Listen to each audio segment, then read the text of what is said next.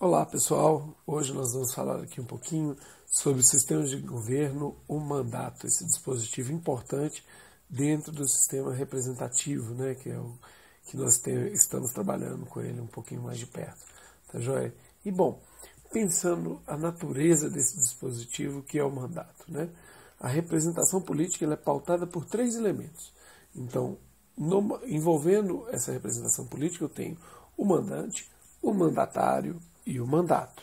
O mandante é aquele que elege as pessoas para o exercício do poder. O mandatário é a pessoa indicada para o exercício do poder. E o mandato é um instituto derivado do direito civil e que se inspira nas ideias de representação e de mandato procuratório.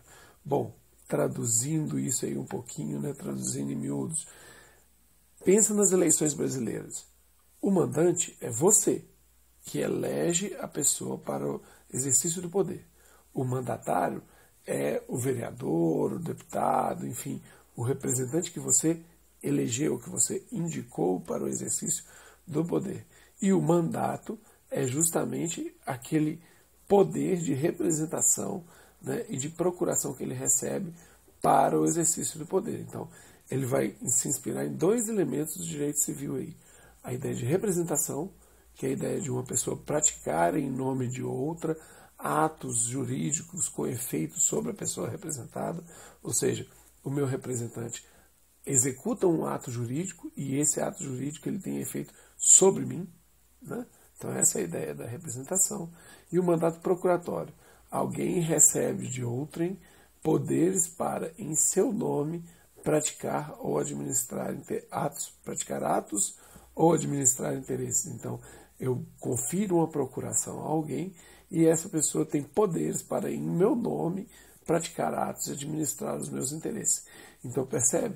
O mandato é justamente esse artifício que eu, mandante, confiro ao mandatário o poder, né, de executar ações em meu nome, né? Quais são as teorias aí a respeito do mandato, né? Eu tenho a ideia de um mandato imperativo, ou seja, é a eleição de um representante com princípios específicos. Então, eu elejo um representante para que ele execute uma determinada ação. Isso fica mais claro, por exemplo, em assembleias constituintes, né, que às vezes, quando elas acontecem, muitas vezes o representante ele é eleito para desempenhar a função específica de elaborar uma Constituição. Tá? Se ele estiver ali fazendo alguma coisa diferente disso, ele perde o seu mandato. Tá? O mandato ele também possui representação nacional. Então, o que isso quer dizer? Eu elejo o programa pessoal do candidato, que, uma vez eleito, representa a soberania una e indivisível do Estado, e não se vincula a um distrito específico. O que a gente está querendo dizer aqui, né? Vamos lá? Quando eu elejo um representante, eu elejo um programa pessoal dele. E quando ele é eleito, ele passa a me representar no plano nacional. Então, por exemplo, vamos lá, eu votei para um deputado federal aqui de Minas Gerais, né? Esse deputado federal, é claro que ele vai estar olhando mais de perto os interesses de Minas Gerais.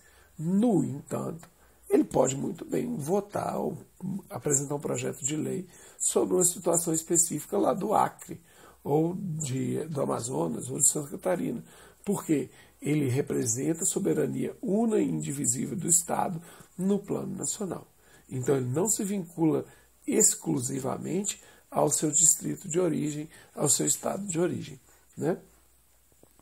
Além disso, a gente tem a teoria da investidura, ou seja, o poder não está na pessoa, não está no deputado, mas é a função que que esta pessoa exerce ou o cargo que ela ocupa. Então, o deputado, por exemplo, ele é investido do mandato. O poder do mandato, o poder que ele tem, não está nele, está no cargo que ele ocupa. Se algum dia ele perder esse cargo por uma razão qualquer, ele perde esse poder, né?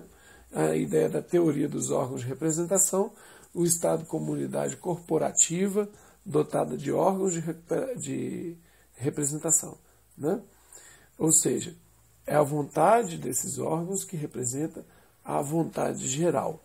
Tá? Então, você tem diversos órgãos de representação dentro do Estado, tá certo? E esses órgãos é que vão, como é que fala, juntos representar a vontade geral em um determinado Estado. Tá? A síntese e as considerações apresentadas sobre o mandato, né, de uma forma geral, síntese de Sampaio e Dória, apresentando que eu posso pensar o mandato, o representante que quer com o povo, ou o representante que quer pelo povo. Né? Percebe? É sutil a diferença aí, né? Mas tem um impacto muito grande. Se o representante ele quer com o povo está junto desse representante. Então é a vontade do povo que prevalece sobre o representante. Né? Então aquele representante que está constantemente ouvindo as suas bases, por exemplo, é o mandato onde o representante quer com o povo, porque ele está junto ali, ouvindo os clamores do povo e tentando ao máximo levar a vontade do povo para as assembleias representativas. Enquanto que, se o representante quer pelo o povo, a vontade do representante se coloca como superior à do povo. Então, ele substitui a vontade do povo, ele quer pelo povo, ele quer no lugar do povo. Tá certo? Então, isso daí é uma coisa que a gente tem que ficar atento. Estão vindo eleições aí em 2020, né? Nossos representantes, a gente tem que pensar muito bem nas formas aí de como ele quer, né? Como ele exerce seu mandato, como eles exercem seu mandato, né? E bom, a gente tem ainda sobre o mandato elementos, né, que servem para limitar os poderes dos mandatários. Então, por exemplo, diminuição de tempo de mandato, iniciativa popular, referendo, plebiscito, tudo isso são instrumentos que a gente já viu, né, que são formas de tentar limitar o poder do mandatário, aumentando o nosso poder do mandante. Então, por exemplo, nos Estados Unidos, o deputado federal ele tem um mandato de 2 anos apenas. Né? Aqui nós temos um mandato de 4 anos. Então, diminuir o tempo significa que a população vai ser consultada mais vezes. Sendo consultada mais vezes, a pessoa tem que estar mais próxima da sua base aliada, né? Enfim, da população que o elege. Né? Então, isso daí é uma forma de limitar o poder do mandatário.